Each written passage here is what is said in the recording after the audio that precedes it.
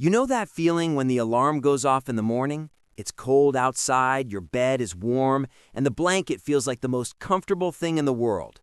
Your brain immediately starts making excuses. Just 5 more minutes, it says. I don't really need to do that workout today. We have all been there. It is the first battle of the day. But imagine for a second that you are the most powerful man on earth. You have servants to do everything for you. You don't have to work, yet you still struggle with this exact same feeling. This was the life of Marcus Aurelius. He was a Roman emperor, but he fought a war against his own laziness every single day, and he figured out a way to win. If we can learn what he knew, we won't just wake up easier, we will completely change our lives. Let's be honest, self-discipline is hard. It's probably the hardest thing we have to learn. In a world full of distractions, endless phone scrolling, and easy entertainment, keeping your focus on what actually matters feels impossible. But here's the thing. Marcus Aurelius didn't have a smartphone, but he had distractions too. He had people bothering him, wars to fight, and a massive empire to run. Yet he wrote down a set of rules for himself, notes to himself that made him one of the most disciplined men in history. So how did he do it? And more importantly, how can we do it without making ourselves miserable? The first thing we need to understand is why we are even doing this. Marcus used to ask himself a very simple question when he wanted to stay in bed. Was I made for this? Think about that. Were you created just to stay under the blankets and keep yourself warm, or were you made to go out and do something? He looked at nature for the answer. He saw the bees, the ants, and the spiders. They were all working. They were all doing their part to keep the world moving. They didn't complain. They didn't hit the snooze button. They just did what they were born to do. Marcus told himself that if he stayed in bed, he was going against nature. He was betraying his own purpose. Now, I know what you're thinking. I'm not an emperor, and I'm definitely not an ant, but you have a purpose too. There is something you are good at, something you are meant to contribute to your family or your community.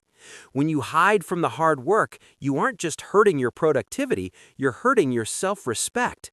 The first step to building discipline is finding that reason to get up. You need to remind yourself that you have a job to do as a human being.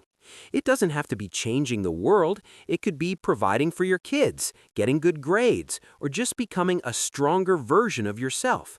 When you realize that you have a duty, the bed doesn't feel comfortable anymore. It feels like a trap. Now let's talk about the mind. This is where the real battle happens. You see, discipline isn't about punishing yourself. It's about being the boss of your own mind. Marcus Aurelius believed that our mind is the only thing we truly control. We can't control the weather, we can't control traffic, we can't control what rude things people say to us, but we can control how we react. There's a huge lesson here about getting upset. How many times have you lost your focus because something small went wrong? Maybe someone cut you off in traffic, or you spilled coffee on your shirt. Suddenly, your whole day is ruined. You stop working, you start complaining, and your discipline goes out the window. Marcus said that this is a waste of energy. He taught that we should expect things to go wrong. He would wake up in the morning and tell himself, "Today I will meet people who are annoying, ungrateful, and selfish." He didn't say this to be negative. He said it so he wouldn't be surprised. When you expect the road to be bumpy, you don't crash the car when you hit a pothole. You just keep driving. This is what true discipline looks like. It's staying on track even when the world tries to push you off. This actually reminds me of a concept I saw recently. People are always looking for the secret sauce, searching for the ultimate Stoic guide to self-improvement. But the truth is the ultimate guide is just realizing that you are in the driver's seat. You decide if an obstacle stops you or if it makes you stronger. Let's break this down into something practical. How do we actually practice this every day? It starts with small wins. You can't just wake up one day and decide you're going to run a marathon if you haven't walked around the block. Marcus focused on the present moment. He didn't worry about the past, and he tried not to stress about the far future. He focused on the task right in front of him. If you have a big project to do, don't look at the whole mountain. It's too scary. You'll just freeze up and go back to watching TV. Instead, look at the first step, just the first one. Can you write one sentence? Can you do one push-up? Can you wash one dish? Of course you can. Marcus called this doing things step by step. No one can stop you from taking one small step, and once you take that step, you take another, and before you know it, the work is done. This removes the fear and the laziness. You're not trying to be a hero, you're just doing the next right thing. But there is another enemy to discipline: caring too much about what other people think. This is a big one for us today. We're constantly worried about likes, views, and opinions. We're afraid to try new things because someone might laugh at us. Marcus Aurelius warned us about this. He said that it's funny how much we love ourselves, yet we value other people's opinions more than our own. If you want to build iron discipline, you have to stop looking sideways. Look straight ahead. The only person you're competing with is the person you were yesterday. If you're working on a goal, keep it to yourself if you have to. Do the work in the dark. Let the results speak. When you stop performing for an audience, you start working for yourself. That is where real growth happens. Now I want to touch on something that sounds a bit dark, but it's actually really powerful. It's the idea of time running out. The Stoics had this practice where they would remind themselves that they could leave this life at any moment. It wasn't to make them sad, it was to make them focus. Imagine if you knew this was your last week on Earth. Would you spend it scrolling through social media? Would you spend it arguing with strangers on the internet? No, you would focus on what matters. You would tell the people you love that you love them. You would finish your work. You would be present. Marcus used this thought to cut through the nonsense. When he felt lazy, he remembered that his time was a limited resource. He couldn't buy more of it. Every second you waste being angry, lazy, or fearful is a second you never get back. Use that urgency. Let it be the fire that gets you out of the chair. You don't have forever to figure this out. You have today. Let's bring this back to your daily routine. We often think discipline means a rigid military lifestyle where you never have fun. That's not it. It's about creating a structure that gives you freedom. When you're disciplined with your work, you get it done faster, which means you have more guilt-free time to relax.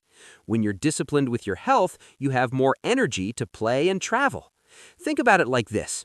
Discipline is choosing what you want most over what you want now. What you want now is a donut. What you want most is to be healthy. What you want now is to sleep in. What you want most is to be successful. Every time you make a choice, you're voting for the person you want to become. Marcus Aurelius was voting to be a good leader and a good man, even when no one was watching. There's a really popular idea out there, often titled, "How to Be More Disciplined Than 99% of People." And while that sounds catchy, the secret isn't about beating 99% of people.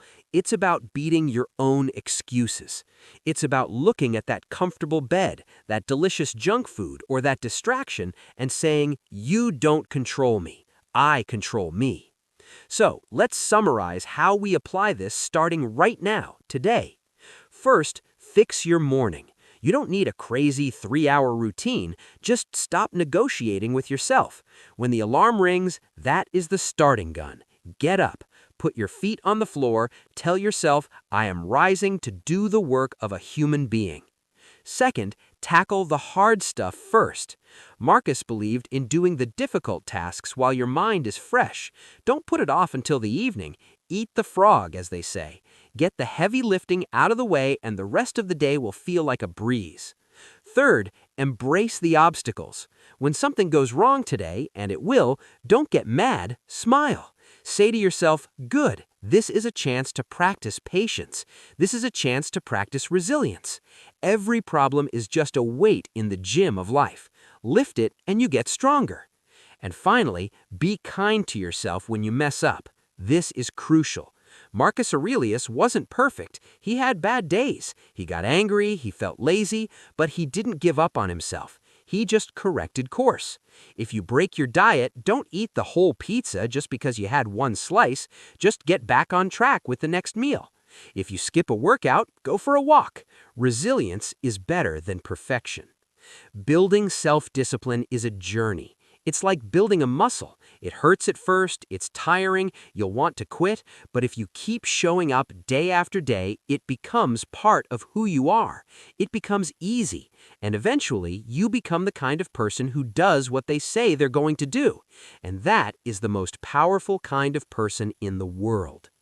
So, the next time you feel that resistance, the next time you want to take the easy way out, remember the emperor. Remember that the easy way leads to a hard life, and the disciplined way leads to a free life. The choice is yours, every single morning. I hope this breakdown gave you a new perspective on how to handle your day. It's not about being a robot, it's about claiming your life back. If you found value in this video and want to start building a stronger mind, please hit that like button. It really helps the message reach more people. And if you want to join us on this journey of self-improvement, make sure to subscribe to my channel, Wisdom Seekers. We are building a community of people who want more out of life, and I'd love to have you with us. Thanks for listening, and I'll see you in the next one.